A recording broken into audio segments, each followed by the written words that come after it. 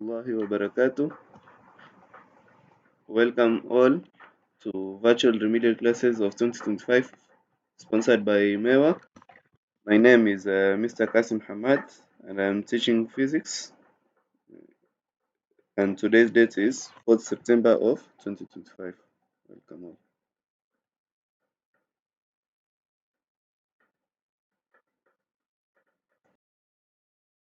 So today's topic is Newton's laws of motion part 2. And today we'll be discussing about just two things. Actually, it's one thing that is broken into two things.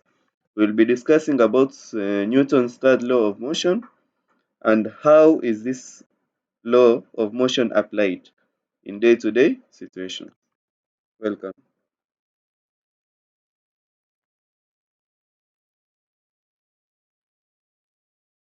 So as you can see here, the key inquiry question of this lesson is what does Newton's third law of motion say? So what does it say? It says that for every action that is done, there is an equal and opposite reaction. Yani kama kwa mfano kuna force yoyote. Let me just explain briefly in Kiswahili. Kama kwa mfano, you have pushed something going forward, this thing will apply a reaction. Sasa kutakuwa na forward force na kuna reaction ambayo hiyo kitu ita apply that is equal kwa ile force ambayo umeapply but will be opposite. For every action there is an equal but opposite reaction. Kwa mfano, in a rocket mostly looks something like this. Let me just draw it briefly here. In a rocket, for a rocket to move upwards, it needs to do one thing. Sasa inafaa release some fuel at a very high speed. So hiyo ni action ambayo hiyo rocket imefanya. Release fuel going downwards at a very high speed. Burnt fuel that has been burnt at a very high speed. Ikifanya hivyo, ile reaction sasa ni hiyo rocket yenyewe kumove upwards. Sasa na it's not only rockets that work in that way. Pia jet engines, planes, they work in the same way. A jet engine usually works like this. A jet engine huwa ina release exhausts from the back at a very high speed. Ikirelease hiyo exhausts, the whole plane moves forward. The more fuel is ejected out of the plane, the more fuel inatolewa out of the plane, the more the plane moves forward. So that is for every action there's an equal and opposite reaction. It works in many kind of vehicles. Usually use this law. So yeah, this is one example. And another example, as we will discuss it later using some formulas, is that a person feels weightless when a lift moves downwards. Hii lift imeamua kwenda chini, but una notice kwamba that person ata experience a force ambayo inamfanya afeel kama weight yake imepungua kidogo. So that's an example of a force having a reaction which acts in the opposite direction. Sasa na the vice versa is true, kwamba when this lift moves upwards, hata nyote na I'm very sure mshai experience it kwamba nyinyi when the lift will move upward munahisi kamba something is pushing you downwards. That is the reaction to that force ambayo inaenda upwards. Another example ni kwamba when a car moves forward, there are many examples of how Newton's third law of motion work. When a car moves forward, all of the passengers in that car, wale passengers wote ambao wako kwenye ile gari wanahisi kamba something is pulling them towards their seats. Wanahisi kamba something is pulling them backwards. Sasa So that is also another example of Newton's third law of motion. There is a reaction which pulls these passengers backward when the car is moving forward. So a forward reaction, a forward action produces a backward reaction. So action, reactions, they're equal and they're opposites. So let's go to the next slide.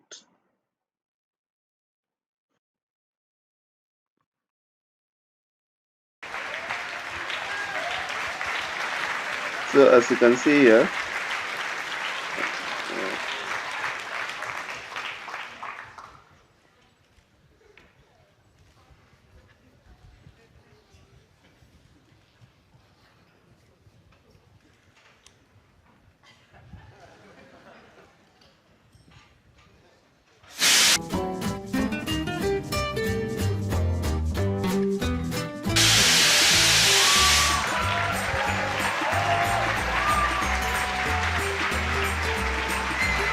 so that is what happens.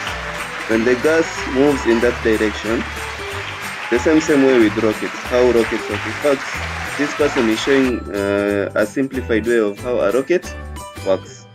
But the gas is moving towards the back, and since the gas is moving towards the back, the reaction of the bicycle is moving forward.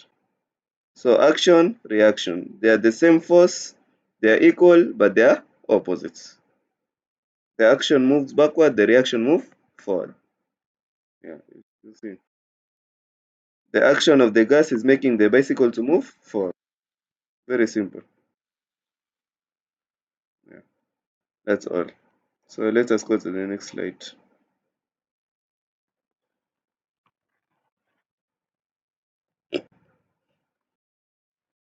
So here there is a key inquiry question.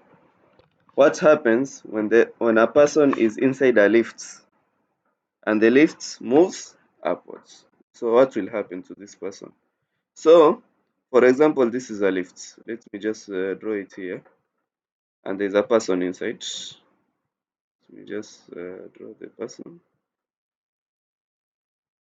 So the person, the force that he'll feel as if the lift is pushing him downwards towards the floor.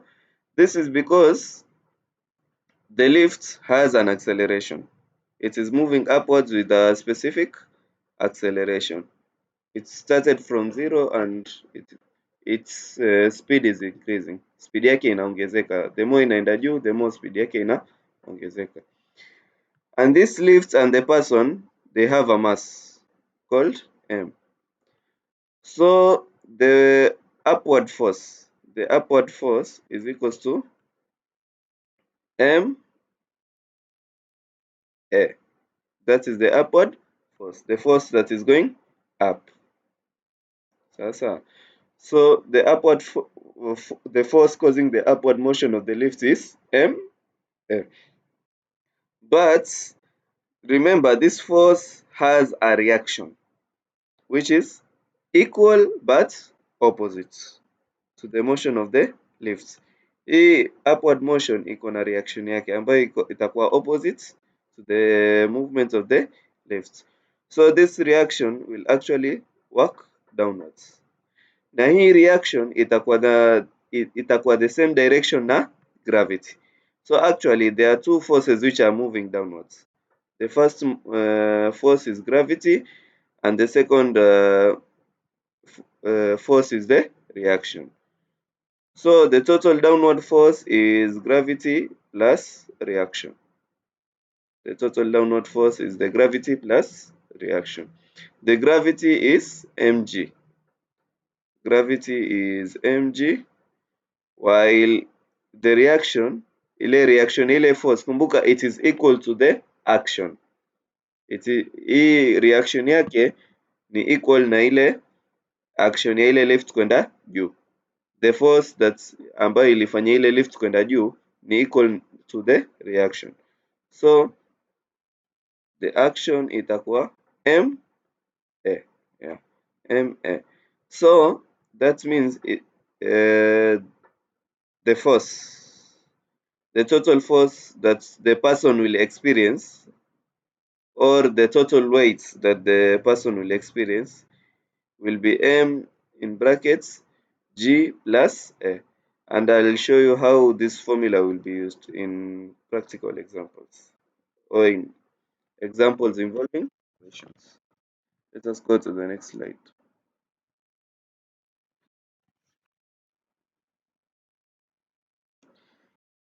So to the next slide, what if the lift moves downwards? What if the lift moves downwards? So we have a lift. This lift has a person the same way, but in this case, the lift is moving downwards.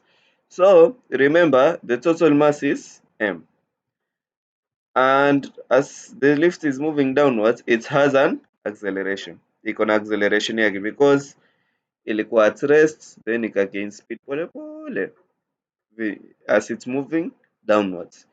So iko na acceleration yake a. So that means the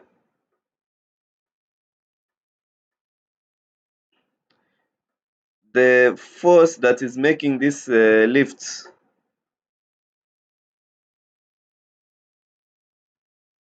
move downwards. Sorry for this spelling mistake here. Actually, it is downwards. The lift is moving downwards, downwards. So when the lift is moving downwards, it is going down with the force of ma. That means its reaction yake, which will be upwards, will also be equals to ma. So remember here, the reaction, let's call it R.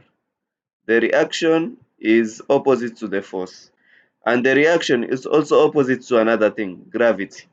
Gravity always acts downwards. It never changes. The gravitational force always acts downwards. So the total downward force will be taken from the action of these two opposite forces, which will be equals to gravity minus the reaction, because gravity is making this person to go downwards, but the reaction to the force of the lift that is moving downwards is making this person to go upwards.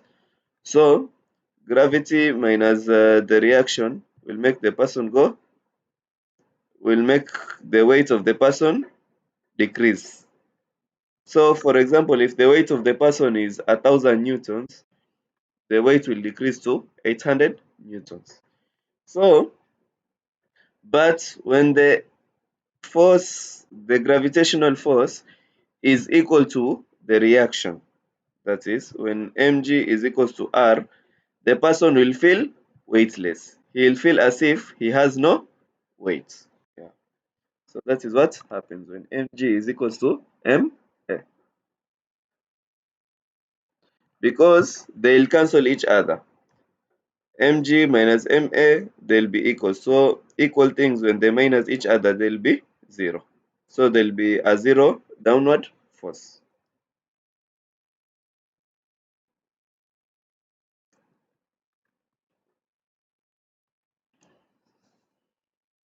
Okay. The question here. The total mass of a girl and a lift was 200 kilograms. If the weight experienced by the girl was 3,000 newtons, calculate the acceleration of the lift if it was moving upwards. So remember, when a lift is moving upwards,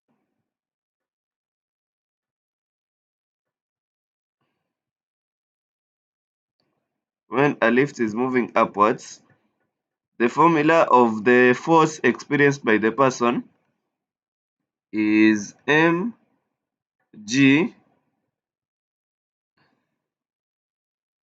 plus ma. Yeah, that's the total force experienced by the person. So we are told that this person experienced a force of 3000 newtons. So 3000 is equals to the mass of everything that's moved upwards, which is 200. So we can just simplify it to mass in brackets G plus A. So the gravity, we know that gravity is always 10. 10 plus the acceleration, which we are looking for it now. 10 plus A. So divide by 200 on both sides to remove 200 from the left side. So divide by 200 and also here divide by 200. So if we divide by 200, 200, 200 cancel each other. And 3000 divided by 200 remains to be 15. Inabakia kwa 15. So 3000 divided by 200 inabakia kwa 15. So 15 is equals to 10 plus A. 15 is equals to 10 plus A. So this is just a simple minusing. We'll just tutachukua 10 tuirushe huku. Tukiirusha huku itakuwa 15 minus 10 is equals to A. So A will be equals to 5 meters per second square. So that was the acceleration of the lift as it moves upwards. So since the reaction and the gravity on the same side, the person experienced a lift which was higher than the experienced a weight which was higher than the gravity. The gravitational force was 2000 newtons, but the person experienced a weight of 3000 newtons. Yeah. So this is just one example. The other example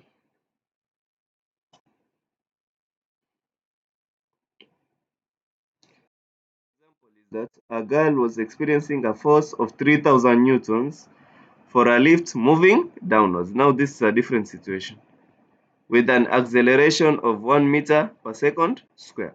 So let us just write whatever we have here. Then we see how we can calculate it. So the force that the girl experienced is 3000. 3000 newtons. Yeah. We just note it down here. 3000 newtons. And the acceleration of the lift we are already given here is 1 meter per second square. So the question is, what is the mass of the girl? This is actually a very simple question. We just look at the force.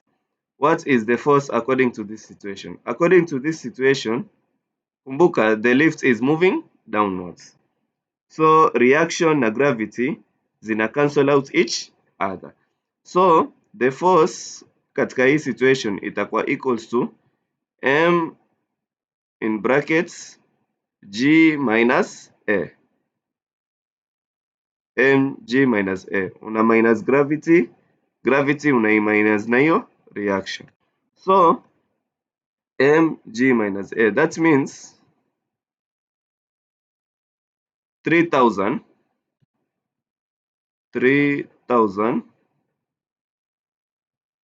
will be equals to m, which is unknown, hatujui mass ndo tunaitafuta, in brackets g, gravity, acceleration due to gravity is always 10 minus a ambayo ni 1.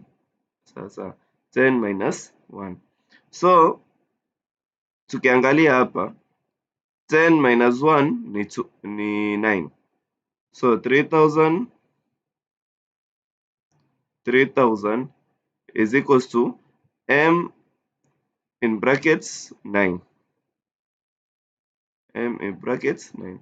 So divide by 9 na hapa pia divide by 9. So substitutes 3000 divided by 9 will be equals to mass. Na utakuwa ushapata mass in kilograms.